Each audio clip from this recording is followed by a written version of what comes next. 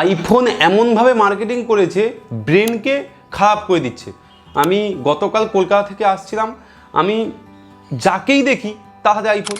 একটা বুড়ি বসছে সাইডে, তো সে দেখছে আইফোন ইউজ করছে। আমি জিজ্ঞাসা করে বললাম যে আপনার এটা কী আইফোন? বলছে আইফোন 13 নতুন নিয়ে এসেছি, 50,000 টাকা দাম।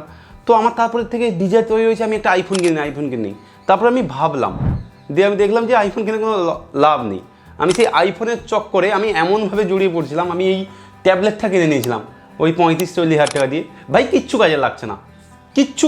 তার থেকে আমার এই এইচপির ল্যাপটপ আছে, ভালো কাজে দিচ্ছে।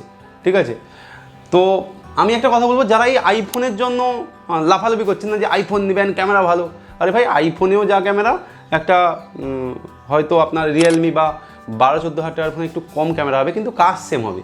তাই আইফোনের মার্কেটিং থেকে দূরে থাকুন। আইফোনের টাকাটা সেটা আপনি কাছে রাখুন, সেটা পরে ফিউচারে আপনার কাজে লাগবে। ইনভেস্ট করার দরকার নেই, কাছে রাখুন। এটা হচ্ছে ব্যাপার।